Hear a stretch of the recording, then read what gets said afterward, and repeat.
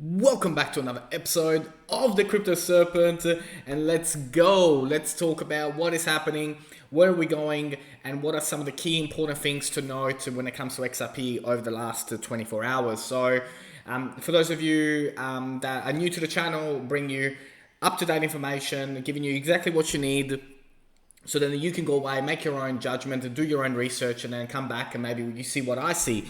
I wanted to kick off today by explaining, some of the aspects of use cases of XRP. Too often we talk about price and we talk about things going, $2, $3, $5, $10, $20, but we don't actually speak about the use cases. And I think it's really important, especially if you're new and you've just started researching about XRP. I wanted to kick off with this because it will become the future source of global liquidity. Now, what are the major use cases for XRP? Well, we got B2B payment systems, and especially in the small business sector. So if you jump on XRP's LinkedIn page, they often talk a lot about small businesses and the benefit of business-to-business payment transactions, not only for speed, but more importantly, for the transaction fee. So let's say you're a freelancer, you currently work with a company, like I'm in Australia, I have a freelancer in the United States. At the moment, with the current payment systems that are out there, it takes a while for the payment to come through. There's quite a hefty charge from a cost perspective to transfer money and all that. And so XRP, Ripple, using the XRP blockchain, are looking at how they can improve the lives of B2B businesses and how they transact with each other. You got the bridge currency aspect. So to be the bridge currency between, say, if you got US dollar and Australian dollar, and to be the one in the middle that provides that instant liquidity. A store of value, because obviously over time the XRP value will continue to rise.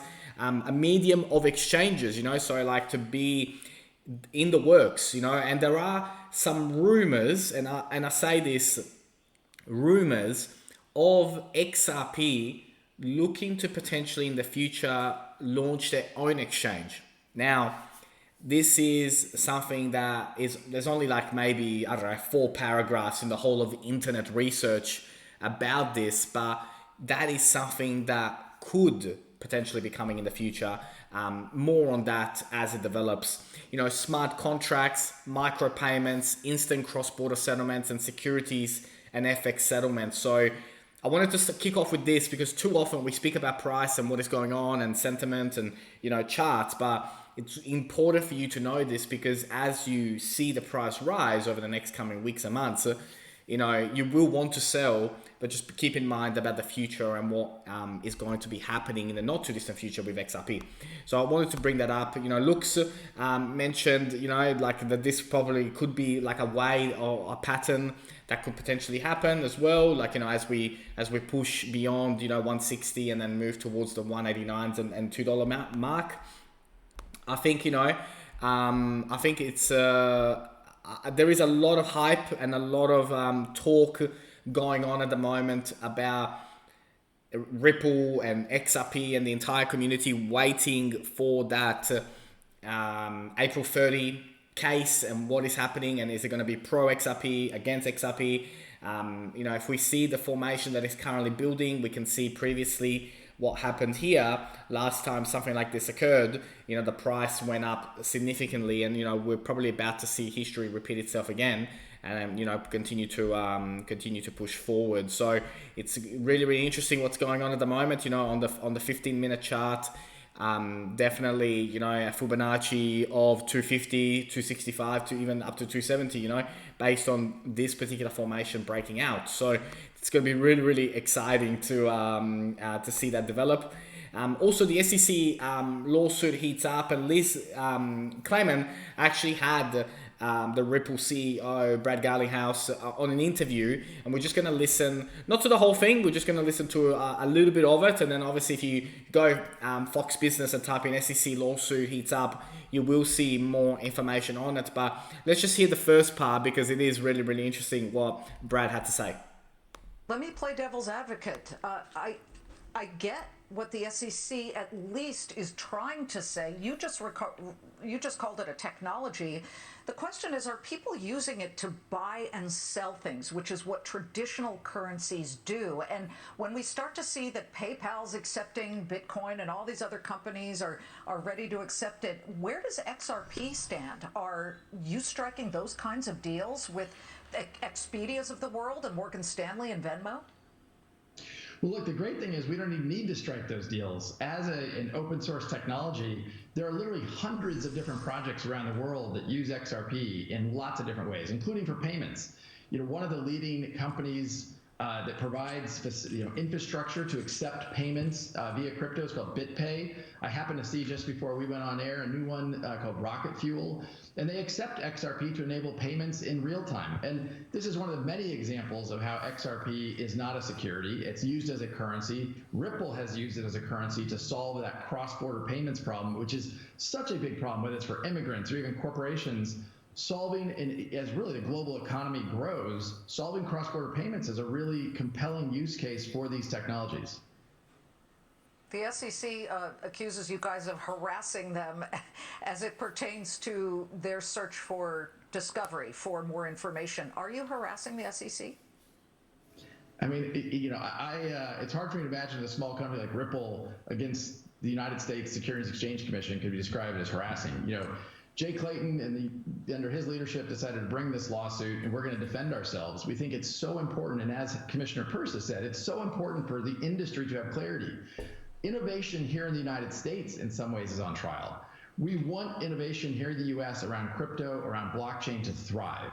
And without that clarity, that innovation goes to markets where there is clarity. I mean, one of the ironies is the United States is the only country on the planet that has viewed XRP as a security. So really, really interesting to hear from him. And he has mentioned on a number of occasions this point that literally the United States is the only country that is doing this. And not just that, but also the fact that it is an American company and they're going after their own, one of their own. So very, very fascinating. Cannot wait to bring you the information as it comes out in regards to the events that follow up from April 30. April 30 in America, but by the time the news happens over there, will probably be May 1st, which is Saturday here in Australia. Another thing as well is Ripple's Chris Larsen claims Gary Gensler's SEC will focus on green crypto. What he's talking about here is that there is a huge push for regulatory clarification when it comes to crypto. So to not legalize, but to make more rules and regulations around crypto. And one of the key focuses, apparently, in regards to these regulations is how these crypto agencies, crypto companies, and crypto blockchains, how green are they? In regards to the environment. And Ripple, it is super green when it comes to, efficiency, energy consumption, all that. So it'll be very, very interesting. Once we get legal clarity over the whole industry, it is set to be a huge, huge bonus for Ripple XRP because it is super green. So JP Morgan, there's also been talks about, them talking about XRP as a token. Sometimes, things are just simple. I like Cryptomaniac 101 when, he's just talking about, what's going on here. And then, 101, rules of the game, this is, the uphill run is, what he's saying is that, we're here right now and the uphill run is just around the corner. The CTO of Ripple wrote this, because a lot of you do talk about market cap. When you hear about the crazy numbers that XRP will reach in the not too distant future, you do always lead with, but that would be a market cap of XYZ. Instant liquidity, millions of transactions, trillions of dollars being transacted on the XRP ledger. I don't think market cap is going to be absolutely any problem with XRP reaching the prices that we know it will reach in the future.